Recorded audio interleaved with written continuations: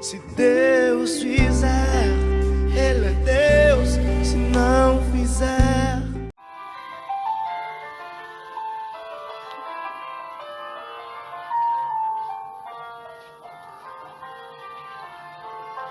que na estrada conduzimos juntos, com o vento sempre ao teu favor,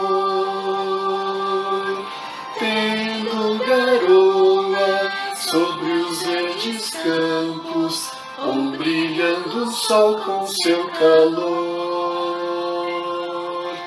Deus te guarde, Deus te guie, te segure bem na sua mão. Vá confiando, vá com alegria, pois seus anjos te acompanharão. Firme subindo pelo trilho certo, sem perder o rumo para os céus, agradecendo, abençoando, sentirás que somos filhos seus. Deus te guarde, Deus te guie, te segure bem na sua mão.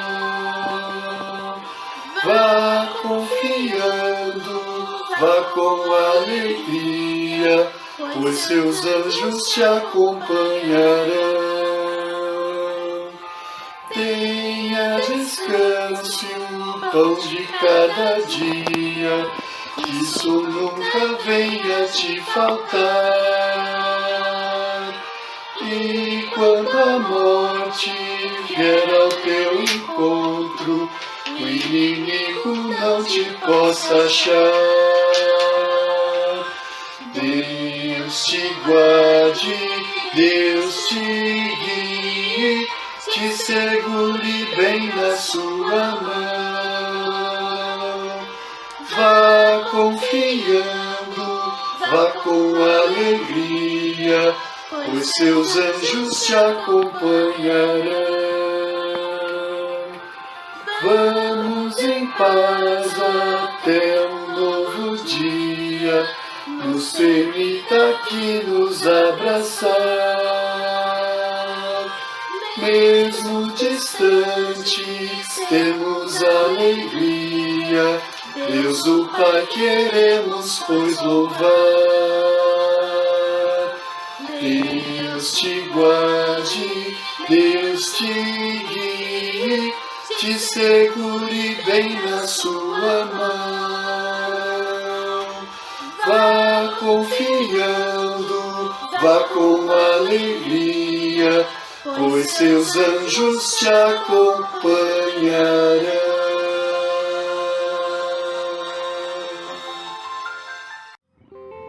se Deus fizer, Ele é Deus. Bom dia, igreja! Tudo bem com vocês? Graça e paz, meus irmãos, em Cristo Jesus, que tenho o privilégio, o desejo de aprender mais da palavra de Deus. Eu percebo que sempre foi bem difícil o ensino bíblico dentro da própria igreja de Cristo, que se chama igreja evangélica, né? Sempre se marcava estudo bíblico, EBD, são poucos os que participam, né? E eu quero dizer para você que você é bem-aventurado por estar aqui ouvindo esta mensagem e ouvir as outras mensagens da Escola Bíblica Dominical, né? Você tem aprendido muito, você tem sido levado a compreender profundamente essa palavra. E uma vez praticando a mesma, você vai ser abençoado. Porque a Bíblia é um livro de princípios. E nós sabemos que princípios são sementes. Determinadas sementes dão determinados frutos. Que tipo de frutos os princípios bíblicos podem nos dar? O que você julga? Que tipo de objetivos ou que tipo de situações a palavra de Deus pode gerar em sua vida e trazer alegria, paz, comunhão, significado de vida, libertação de prisões pecaminosas, emocionais. Enfim, a palavra de Deus, ela é a solução. Ela é o manual prático da nossa conduta. O livro de Efésios não somente revela o privilégio da nossa salvação, a salvação pela graça, a manifestação pela fé, a ação do Espírito Santo dentro daquele que crê, que serve como um professor, como um aio que o conduz à vida eterna, que serve como aquele que principia situações que dão indeterminados frutos, como foi meditado nas aulas anteriores sobre o fruto da luz e as obras das trevas, sobre como vencer pela fé, não por obras, para que ninguém se glorie, mas dando toda a honra e toda a glória ao Senhor. Mas a partir do final do capítulo 5, e continuando aqui também no capítulo 6, ele desafia a ação prática dessa teologia, daqueles que pertencem a essa visão de reino, daqueles que são moldados segundo a imagem e semelhança de Jesus Cristo, que estão sendo restaurados pela obra do Espírito Santo, a serem parecidos com Deus. Ele leva a gente, ele desafia a gente à comunhão com as pessoas que nós amamos. E ele sistematiza como deve ser esse relacionamento, como deve ser essa interação, como deve ser a união entre o marido e a esposa, que foi meditado pelo pastor Otaviano na EBD anterior, né? A ponto dele chamar a responsabilidade de nós, maridos, como igreja, como Jesus Cristo que cuida da igreja, da sua esposa como igreja.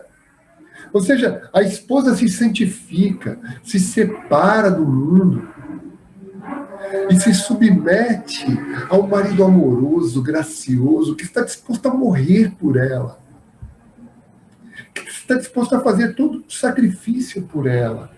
Olha o sacrifício que Cristo fez. E aqui, no capítulo 6, de 1 a 4, e depois de 5 a 9, ele vai trabalhar do relacionamento dos pais com os filhos, dos filhos com os pais, e naquela época, na situação trabalhista, né, era do senhor, do escravo com seu senhor e do senhor com seu escravo.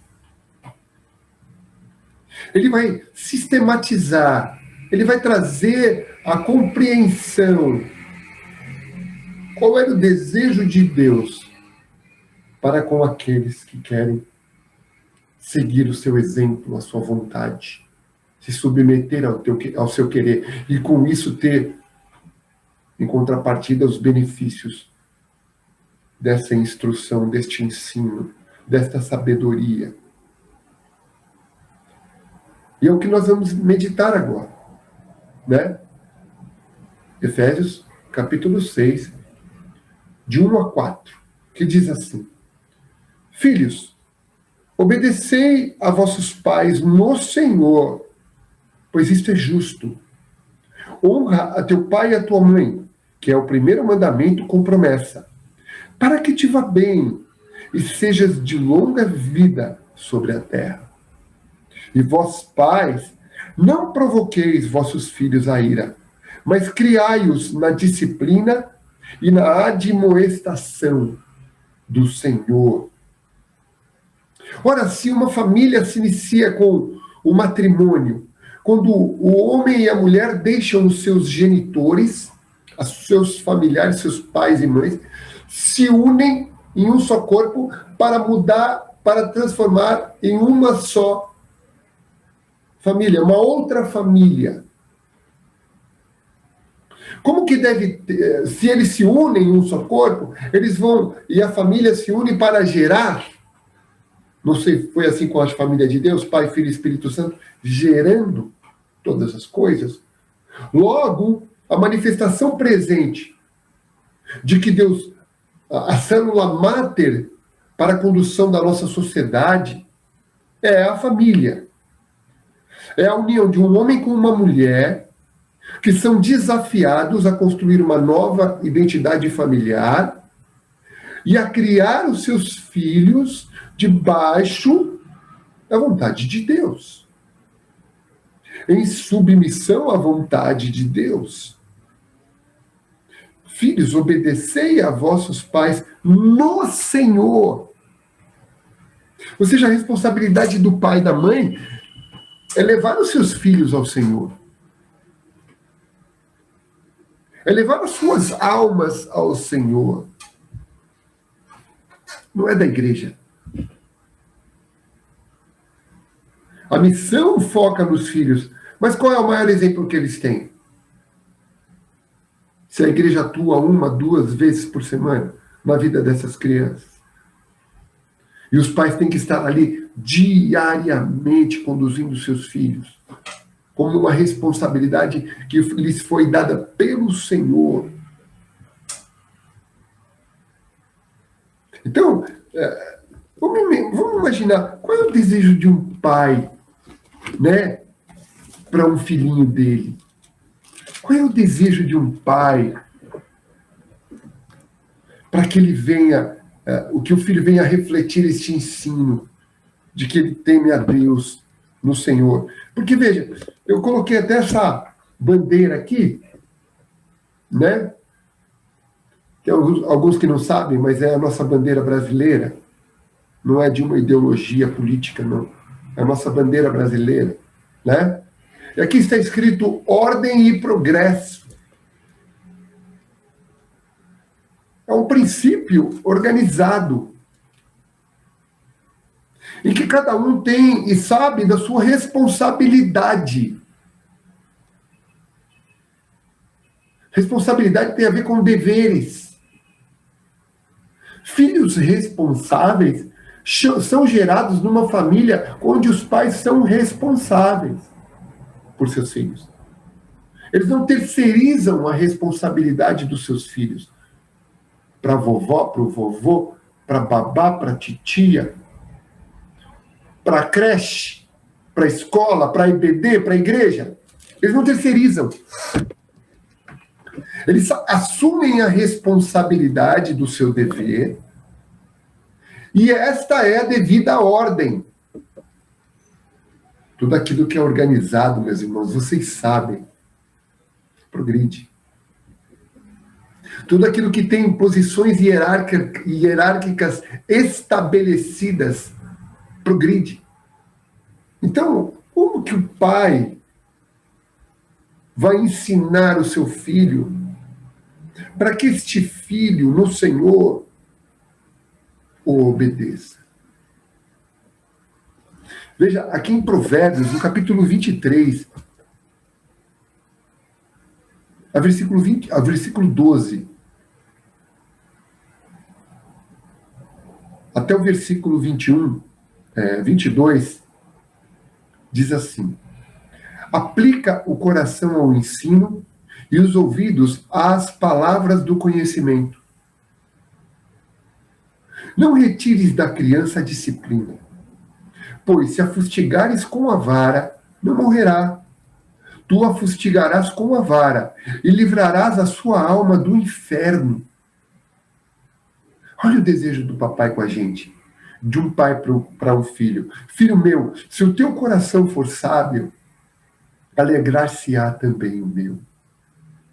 Exultará o meu íntimo quando os teus lábios falarem coisas boas e retas.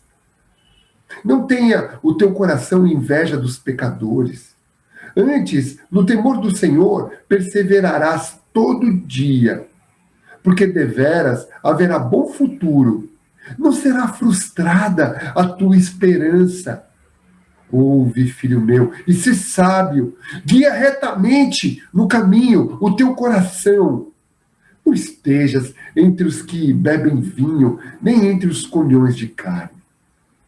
Porque o beberrão e o comilão de carne caem em pobreza, e a sonolência vestirá de trapos o homem. Como se faz isso? Como se ensina a criança no temor? Como se fustiga a criança? Disciplina. Disciplina. Como ele fala no versículo 4, admoestação. Sabe o que é admoestação? Admoestação é quando você disciplina alguém, quando você procura levar, avisar, advertir alguém que que cometeu um erro, que está agindo de maneira irregular, corrigir talvez um desempenho que foi executado de maneira correta. Ou seja, nós que somos pais devemos estar atentos às atitudes de nossos filhos. E a correção tem que ser imediata. A lapidação tem que ser imediata. Se deixar passar, já toma molde. O molde da irregular já tomou molde na personalidade dele. Quando a criança é pequenininha, Provérbios diz assim, a estultícia está ligada ao coração da criança. Ela é tola. Ela não tem passado. Ela não tem experiência de vida. Então ela não sabe que determinadas coisas são ruins. Cabe ao pai e à mãe instruir de que essa semente de comportamento ruim vai trazer sofrimento. Se ela tiver um coração sábio, amém, glória a Deus. Não cometeu o erro novamente, glória a Deus. Se cometer o erro novamente, cantinho da disciplina. Por que você está aqui? Faz de acordo com a idade. 5 anos, 5 minutos. 6 anos, 6 minutos. 7 anos, 7 minutos. Assim você vai mudando a personalidade da criança. Deixa ela ali no cantinho, sem fazer nada. Não deu certo o cantinho, tira o que ela gosta. Celular, videogame, balinha, doce. Dá uma comida amarga. Dá uma comida apimentada. Para ela sentir. Se mesmo assim ela continuar na prática, a única coisa que baliza um coração insensato e tolo é a dor. A única coisa que baliza isso é a dor. Aí tem que fustigar mesmo. Contra a sua vontade. Eu, graças a Deus, nunca bati na minha filha. Mas pendurei o cinto na porta do quarto dela.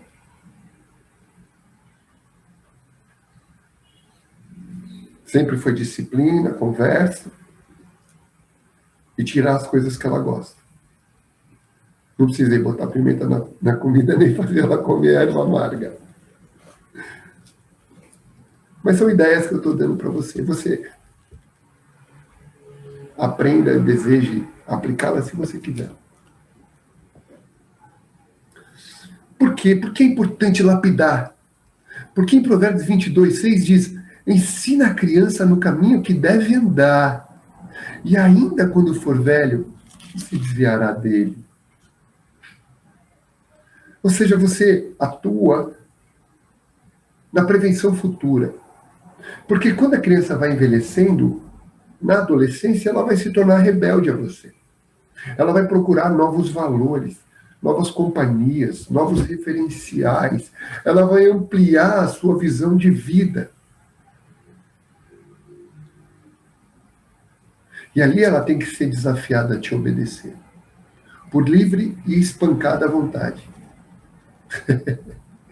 Por livre e espontânea vontade.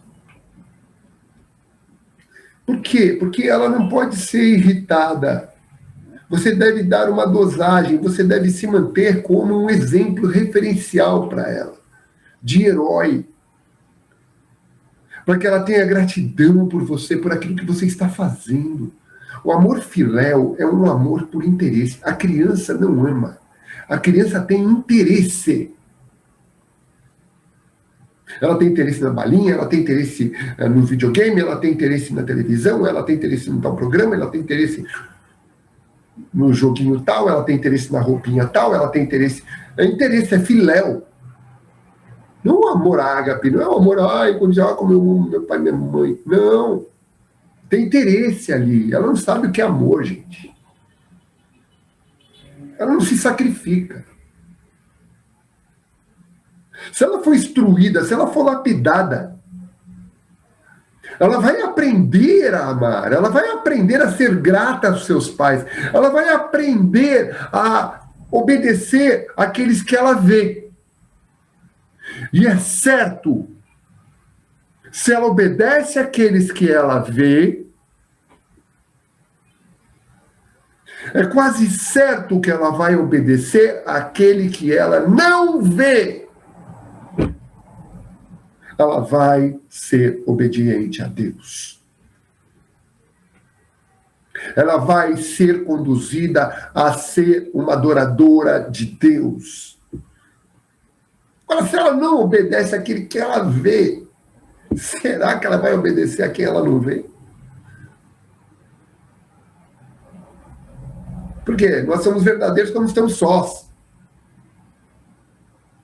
Não quando estamos lá, eu dando aula, no meio de gente, toda gente, na igreja, graças a Deus, lá todo mundo é bom, todo mundo perfeito. Mas quando você é só, quando você está só, quando a criança está só, quando o jovem está só, ali ela vai ser provada se ela obedece a quem ela não vê. Por isso que é importante ter sabedoria. Como pais, não tem uma caixinha, não vem como um manual. Mas a Bíblia é um instrumento para lapidar o caráter. A família é uma instituição sagrada. A família, ela deve ser venerada, valorizada. Está sendo? Está sendo valorizada na nossa nação? Está sendo valorizada na Europa? Está sendo valorizada no mundo? Satanás sabe, se ele destruir a família, ele destrói as pessoas. Ele destrói o seio, que deve ser educado o futuro. Esse vírus matou os idosos. O reduto conservador cultural de família. Os jovens ouvem os mais velhos aqui nessa nação?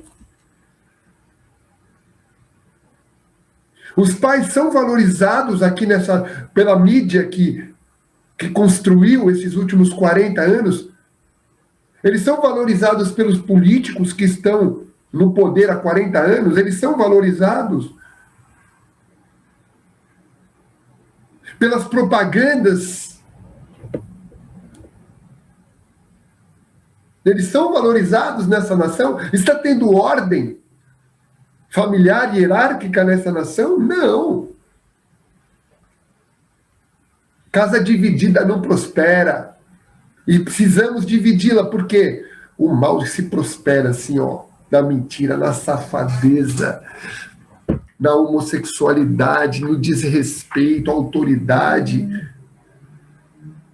em todos os aspectos, o mal prospera. Em todos os aspectos ele vem a atuar sem pedir licença, sendo injetado, colocado, trazido à luz, tudo aquilo que a gente está fazendo. Nós precisamos lutar pela família. E nesse texto que nós estamos meditando, de Efésios 6, de 1 a 4, nós fomos levados a educar os nossos filhos de forma correta, que é aquilo que a palavra de Deus está dizendo ali em Provérbios, e nós somos levados a receber essa educação. Acabei de receber um telefone do Moisés. Esse mesmo espírito, né? A receber essa educação, esse fruto dessa educação, desse zelo, né? Em criar com responsabilidade, com amor. Quem ama a disciplina, está sempre junto, contando história, lendo a palavra, orando antes de comer, antes de dormir, tendo um procedimento santo, porque eles olham muito mais o nosso exemplo do que aquilo que a gente fala. E você precisa estar presente. Aproveite, porque o tempo vem em que ele não vai estar próximo de você. Será que ele vai se agradar de estar perto de você? Quando você envelhecer? Será que ele vai se agradar em cuidar de você? Quando você envelhecer? Que é o que desafia o versículo 2 e 3. Mesmo tendo este mandamento como promessa, será que ele vai cuidar de você, pai e mãe, quando você envelhecer? Por isso que em Provérbios 24, 3 diz: com sabedoria edifica-se a casa, e com a inteligência ela se firma. Pelo conhecimento se encherão as câmaras, e toda sorte de bens, preciosos e deleitáveis. Ah, uma casa. Nós não sentimos muito essa pandemia, sabe por quê? Porque é certo que aqueles que são de Deus valorizam sua família. Aqueles que são de Deus já viviam em comunhão familiar. Mas quantos casamentos desfeitos, quantas brigas dentro do lar, porque haviam pequenos eus, pequenos feudos dentro de um apartamento, dentro de uma região, de uma residência. O filho comia no quarto assistindo YouTube ou Netflix. A filha comia no outro assistindo coisas de moda. O pai chegava do trabalho cansado e queria assistir notícia. Fake, jornal, Globo Lixo. A mãe precisava cozinhar e cuidar da casa e chegava cansada também. Se trabalhasse, precisava fazer comida. Ou seja, cada um no seu feudo. Você quer ter comunhão? Lembra do almoço em família, de domingo? Da matriarca, do patriarca, do vovô, da vovó? Mas é muito pouco hoje. Hoje as coisas são tão rápidas, você precisa comer com os teus filhos sempre. Aproveita a pandemia aí. Aproveita o home office. Aproveita o homeschooling. Vigia teu filho. Come com teu filho, conversa com teu filho, discuta com teu filho. Política, cultura, história, fé, religião, religiões. Fale das religiões erradas, das seitas, dos perigos que existem até no meio do evangelho, dos evangélicos, né? no meio cristão. Fale dos desvios da fé evangélica, né? Mas seja um exemplo daquilo que você faz, daquilo que você fala. Amém? Eu acho que nesse tema a gente pode passar o dia inteiro aqui discutindo a respeito disso. Mas eu acho que a gente já extraiu boas coisas deste texto, né?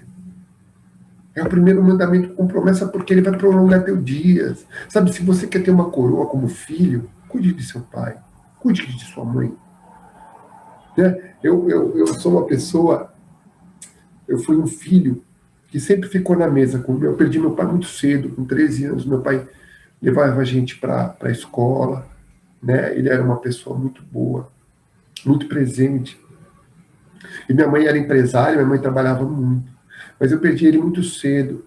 E minha mãe contava as coisas. Eu lembro de histórias da minha mãe para me afastar da prostituição, para me afastar de engravidar alguém antes da hora, né, de relações sexuais ilícitas. Eu lembro da minha mãe falando isso para mim, cuidando de mim. Isso impregnou valores em minha vida que me libertaram, que me livraram de muita porcaria. Sabe? Porque, a despeito de toda a dificuldade que minha mãe tinha, porque não tinha um homem em casa ali, né? Ela fez o seu melhor. E eu honrei minha mãe, cuidei dela. Meu pai não pôde, meu pai morreu cedo, mas minha mãe morreu bem idosa. E aí veio essa pandemia e tudo, né? Pessoas morrendo, né? Eu não tenho medo. Sabe por que eu não tenho medo? Porque eu me fiei nessa palavra.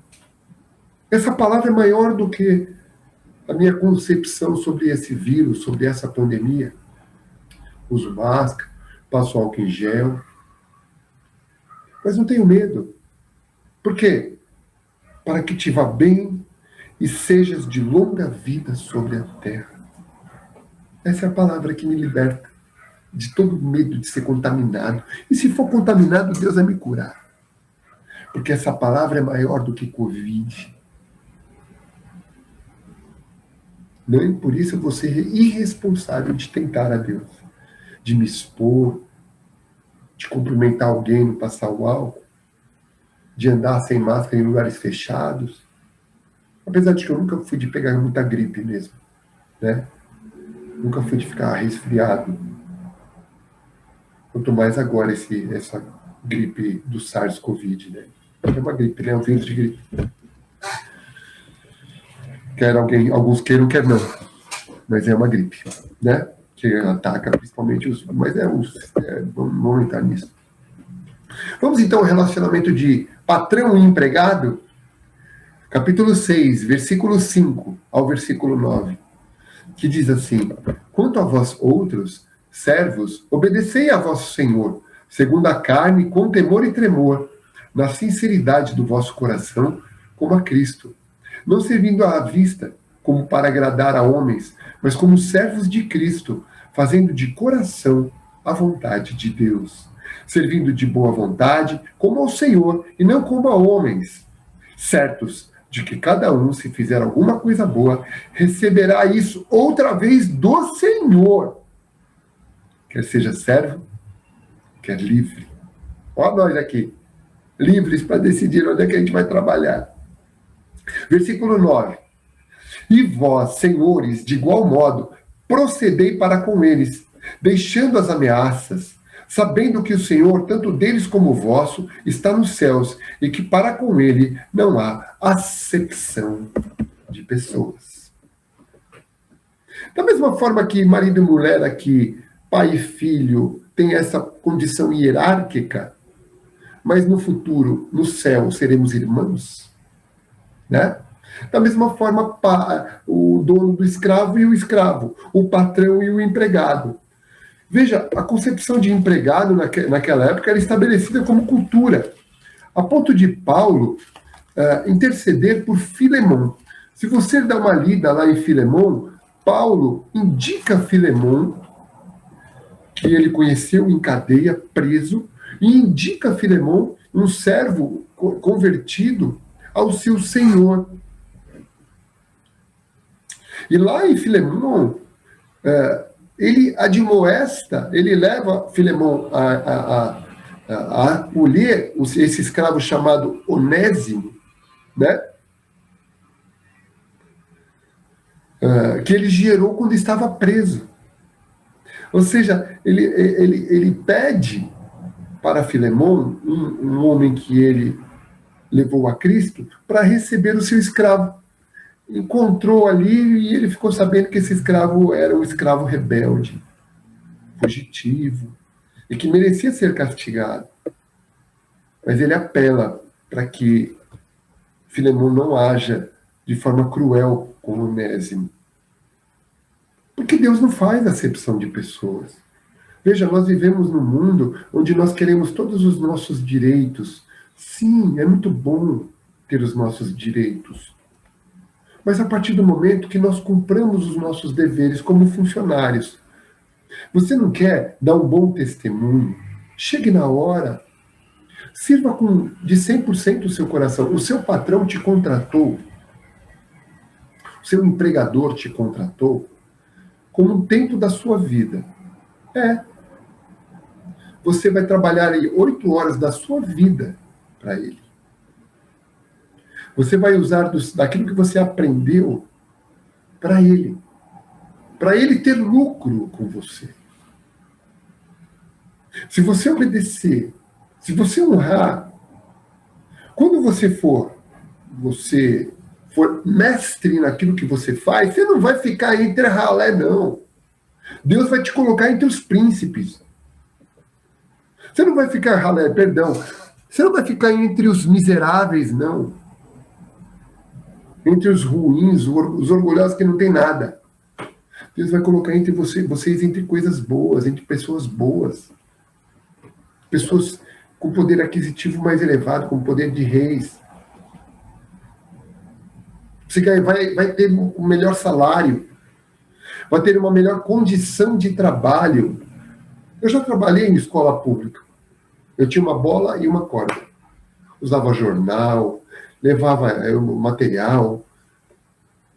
Agora, na escola que eu trabalho, uma escola particular, denominacional, tenho 50 bolas, tenho 30 cordas, tenho colchão, tenho plinto, tenho computador, tenho quadras bem cercadas. Onde é melhor trabalhar? É a condição de Deus. É a condição do Senhor. Veja um homem perito na sua obra, perito na sua condição familiar, patriarcal, filiarcal. Uma mulher na condição matriarcal, disciplinada, você é um excelente funcionário. Vai dar um excelente testemunho. Por quê? Porque se o meu patrão comprou a minha vida, eu vou servir ao meu patrão como se eu servisse ao meu Senhor. Eu vou servir ao meu patrão como se eu servisse ao Senhor Jesus. Logo, o meu trabalho não está alicerçado somente no contexto religioso, na missão da igreja, no serviço da igreja como pastor, como diácono, como receptor, como provedor, como administrador, como tesoureiro, enfim. Eu transcendo para o serviço do Senhor para a vida profissional. Por isso que ele fala no versículo 7, né? Servindo de boa vontade como ao Senhor e não como ao homem. Certos de que cada um, se fizer alguma coisa boa, receberá isso outra vez do Senhor. Ou seja, quando você trabalha, e digno é o homem do fruto do seu trabalho, do seu trabalho, não das suas malandragens de trabalho. Do seu trabalho mesmo. Registradinho ali, ou profissional liberal correndo atrás ali do que é certo. Não do funcionário fantasma, desses malandros aí que desviam dinheiro. Isso é contrário à verdade. O que você acha que você vai receber do Senhor se você fizer coisa errada? Mas quando você faz o que é certo, Deus prospera. Mesmo que aquele dinheiro venha de um ímpio, de um idólatra, de um ateu, de um cara que te despreza por causa da fé evangélica. E eu estou falando isso com conhecimento de causa. Do cara que fala para você, você não pode falar de Deus, com raiva.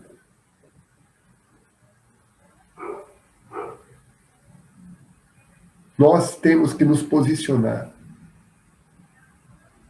como servos de Cristo, em meio a um mundo completamente desorganizado. Sabe o que mais me deixa assim, julguei segundo a reta justiça, né?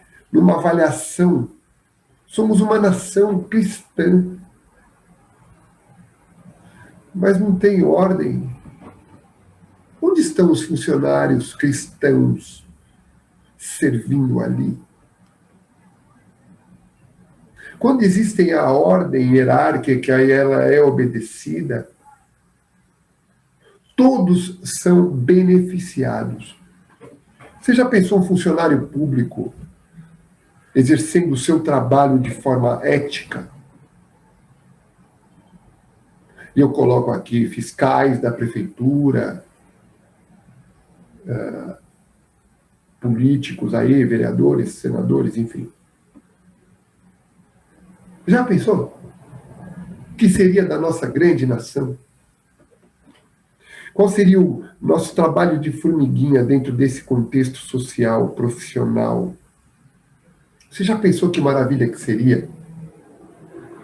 Você já imaginou, por exemplo, hoje nós vemos muita ordem, né? Numa tentativa de figurar isso, né? De patrão, empregado, né? São entre os militares. É impressionante o foco pragmático de um militar. Ele não fica tentando a críticas. Ele não fica se justificando. Ele cumpre aquilo que lhe é designado. Vai à frente do quartel e posicione-se na segurança. Se alguém se aproximar a 100 metros da guarita, atire. Ele não vai pensar. Ele vai fazer. Obedecer. Mesmo que seja cristão. Ele está focado numa missão. E a missão é servir a Deus. Servir a Deus como contador, servir a Deus como professor, servir a Deus como pastor, servir a Deus como advogado, servir a Deus como médico, como enfermeiro, como policial, como bombeiro, servir a Deus.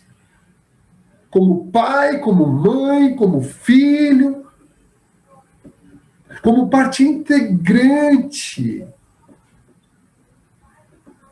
O sentimento patriótico nos concede a parte integrante, como que adotados por uma grande nação.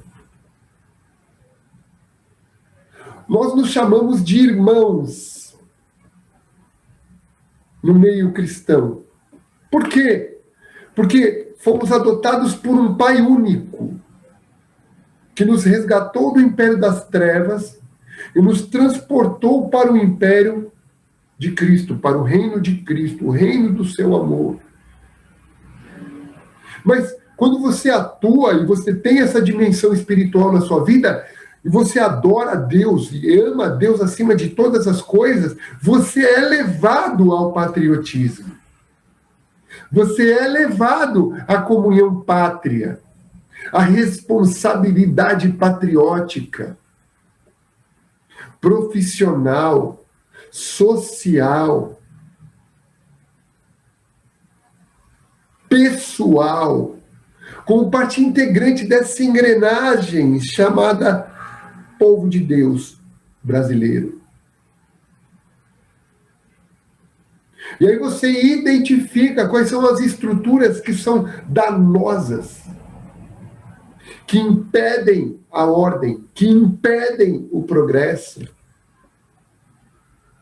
que roubam, que destroem, que matam.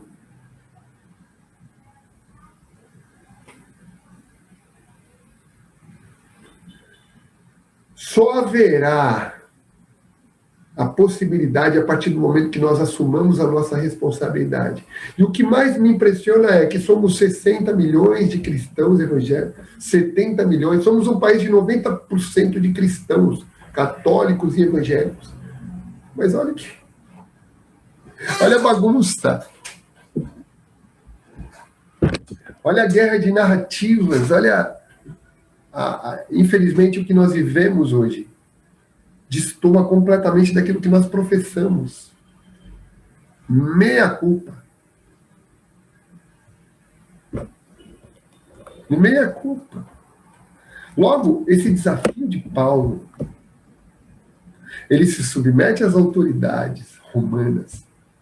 Ele encontra ali um homem que foi fugitivo e que recebe a Cristo, e ele o desafia a obedecer um homem que ele odiava, que o maltratava, mas que foi convertido ao Senhor. E ele é levado a obedecer, a voltar e a servir aquele homem para a vida eterna. Como da mesma forma, nesse mandamento de honra o teu pai e tua mãe, ele não estabelece que tipo de pai ou mãe você tem. Seja alcoólatra, criminoso, o pior pai do mundo, seja um homem mentiroso, adúltero, seja uma mulher tacanha, egoísta, rixosa. Ele não coloca aqui características pessoais. Da mesma forma, o seu patrão, a sua patroa. Ele não coloca características pessoais aqui. Ele simplesmente pede para você obedecer. Pede para você honrar. Porque é assim que você vai honrar a Deus. É assim que você vai ser alvo do favor, da graça, da provisão, do consolo, da presença de Deus na sua vida. Isso eu falo com conhecimento de causa. Saibamos a nossa responsabilidade como filhos do Altíssimo e desafiemos os nossos comportamentos, as nossas emoções e venhamos a nos submeter à condição da palavra de Deus, que não dá a sombra de dúvida e nos leva a ter a certeza do sim, sim e do não, não. Que Deus te abençoe, te guarde neste dia e que a provisão, a graça, a misericórdia, o amor sejam parte integrante da tua vida, da tua família, do seu trabalho, da sua cidade, do seu estado, do seu maravilhoso país. Até de repente. Um beijo.